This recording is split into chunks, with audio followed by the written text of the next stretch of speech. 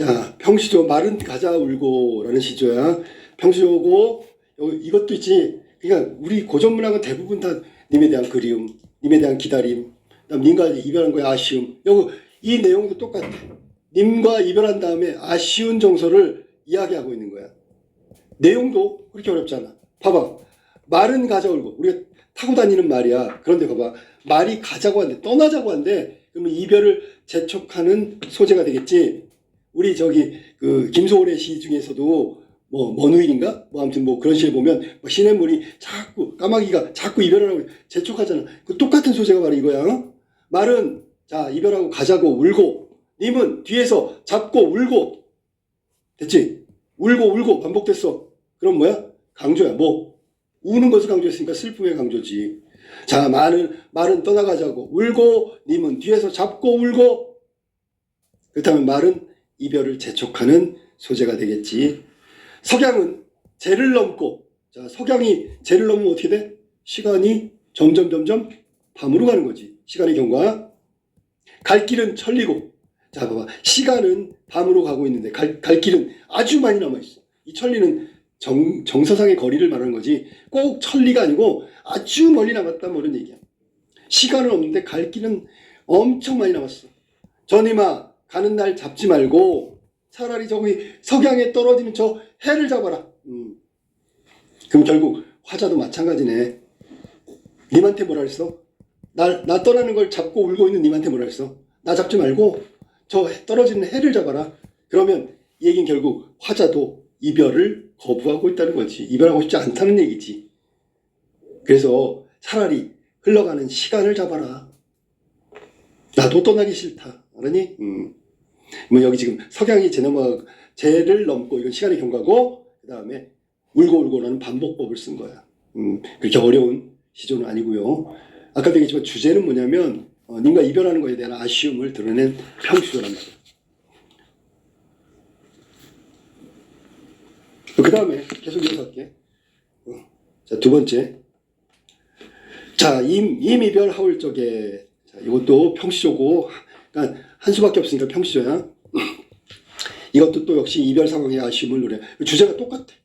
첫 번째 시조하고, 두 번째 시조. 임이별 하울적에. 이것도 똑같단 말이야. 자, 그럼 시조 내용 봐봐. 임이별 하울적에 저는 낙이 한치마오. 자, 님과 이별하는 상황이지. 상황은 이별 상황이고, 저는 낙이 하나지 말라고. 그러니까 여기서 님 이별 하울 적에 저는 낙이 한치마오. 여기를 봐봐. 쩔뚝쩔뚝 걷는 게 저는 거거든. 그러면 님하고 이별할 때 이렇게 시간을 지체하는 나귀를 얘한테 꾸중하지 말라는 얘기야. 알았니?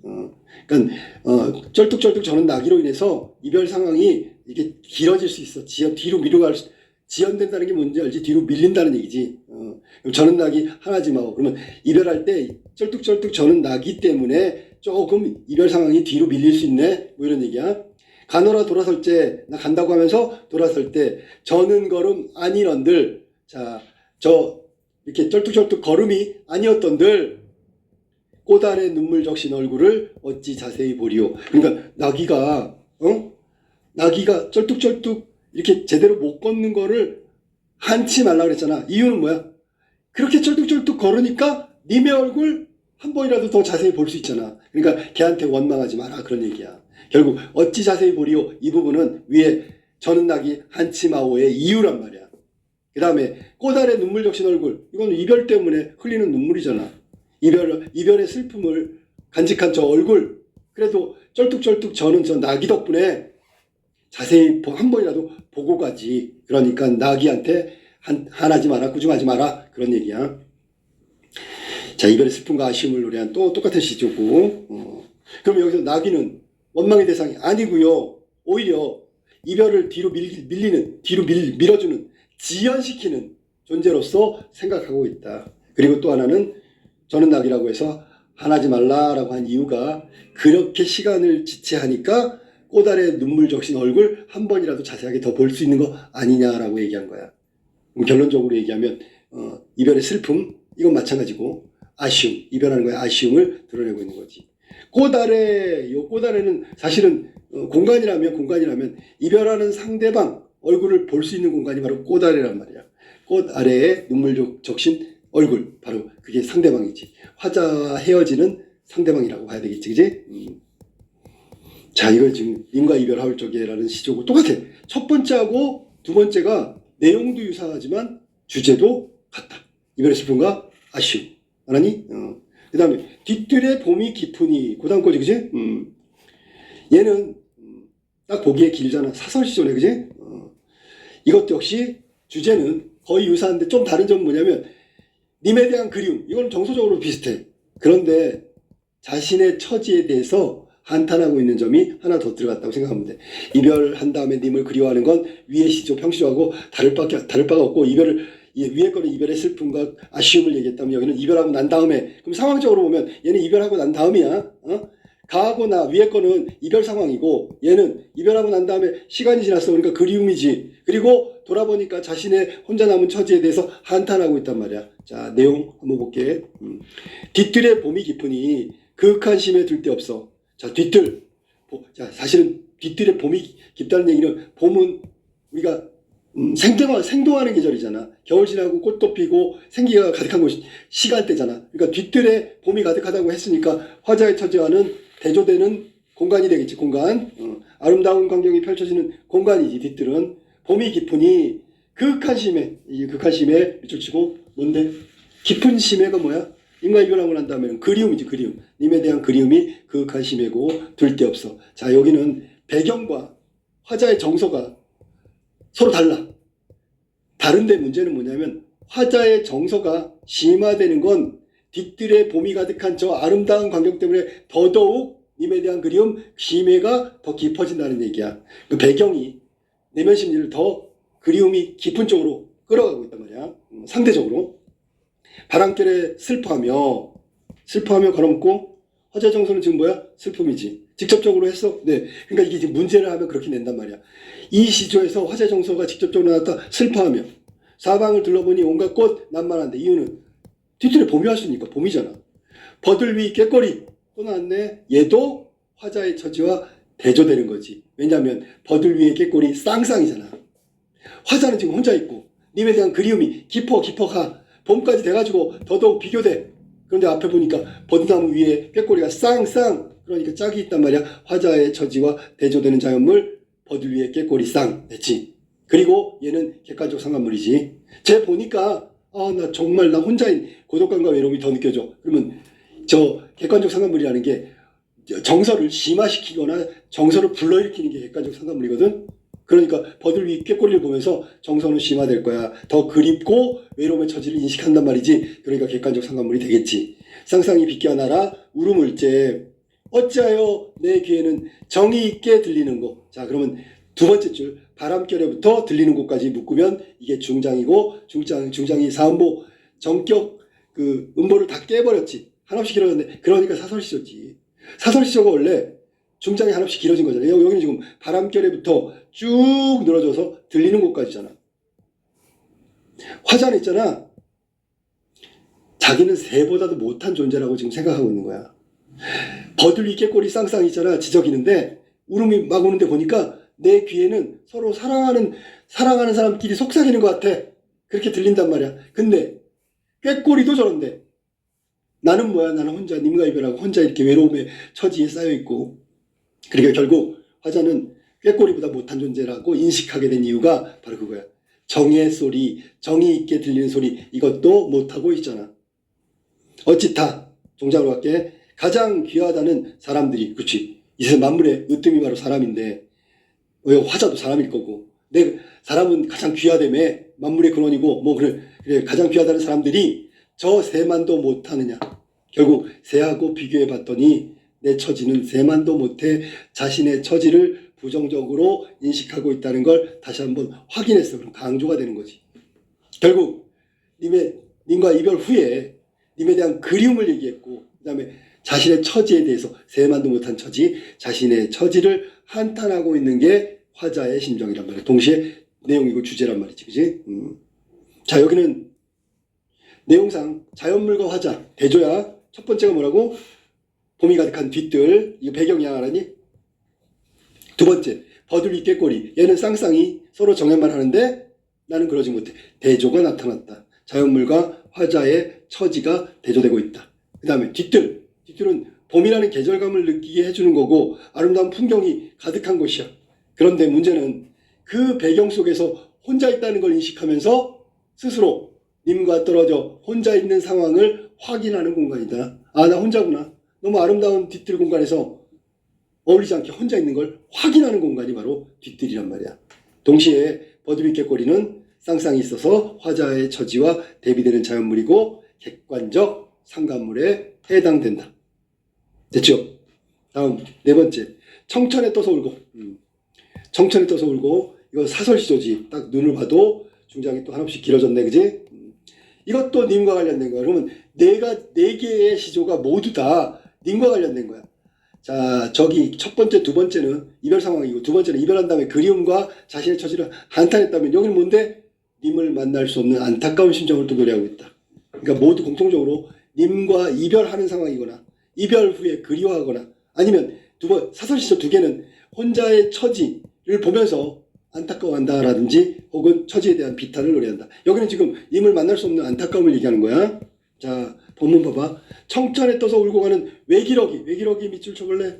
위에서 말한다면 화자의 처지와 대조되는 뒤뜰하고 버들위 꾀꼬리하고 똑같은 거지. 얘도 역시 화자의 처지와 대비되는 소재가 되겠지. 외기러기 날지 말고 내 말 들어. 이제 외기러기는 날아갈 수나 있지, 그치? 날아가서 만나면 될 거 아니야. 근데 얘는 만날 수 없잖아. 이게 대조란 말이야. 한양성. 자, 한양성 밑줄 치고 여기 님이 있단 말이야. 외기러기는 날아가서 한양성에 갈 수 있어. 근데 화자는 갈 수 없단 말이야. 그러니까 외기러기하고 화자는 정반대야. 대조란 말이야. 대조. 처지가. 한양성은 님이 있는 곳이고 한양성 안에 잠깐 들러 부디 내 말 잊지 말고 외쳐 불러 이르기를. 부탁하는 거잖아. 외기러기야, 일로 와봐. 내 얘기 좀 전해줘. 한양성에 우리 님이 있거든. 가가지고 잠깐 들려가지고 내가 지금 하는 말 외쳐가지고 말해줘 좀. 뭐라 그러냐면 월광혼 겨우갈 때 적막한 빈방에 던진 듯 홀로 앉아 님 그려 차마 못 살래라 하고 부디 한마디 전하여 주렴. 요즘 외기러기한테 화자는 자신의 심정 하고 싶은 말을 님에게 전해달라고, 한양성에 있는 님에게 전해달라고 하는 거란 말이야. 월황혼, 뭐 달빛이고 저녁이야. 겨우갈 때 적막한 빈방이 뭐야? 화자가 머무르는 공간, 외로움의 정서를 아주 느끼는 공간이지. 빈방에 던진 듯, 이 내팽개쳐져 있는 듯 홀로 앉아가지고 홀로 고독 외로움. 님 그려 차마 못 살래. 님이 그리워서 나 도저히 못 살겠어. 이 말이 전하고 싶은 말이지. 걸음 꼽까 님 그려 차마 못 살래라. 이게 외기러기한테 님에게 가면 전해달라고 하는 말이야. 하고 부디 한 말, 그 한 말이 님 그려 차마 못 살래라. 전하여 주렴. 그랬더니 마지막 종장 우리도 여기서는 화자가 바뀌었네.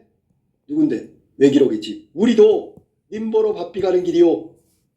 외기러기가 부탁을 들어줄 수 없는 이유를 이제 제시한다. 뭐라고? 우리도 님 보러 바삐 가는 길이 오매. 우리도 시간 없거든요. 이런 얘기야. 전화활동 전할까 말까 잘 모르겠는데 하여라. 그럼 결국은 화자의 간절한 심정을 담긴 한마디 외기러기한테 부탁했는데 외기러기도 부탁을 들어줄 수 없다고 얘기한 거고, 이유는 우리도 님 보러 바삐 가는 길이기 때문에 그렇다라고 얘기하는 거라고. 됐죠? 그러면 지금 종장이가 화자가 바뀌었어. 여기선 화자가 혼자 남은 화자가 한양성에 님이 있고요. 그 화자에서 뒤에 우리도라는 부분에서는 외기러기로 바뀌었단 말이야. 말하는 사람이.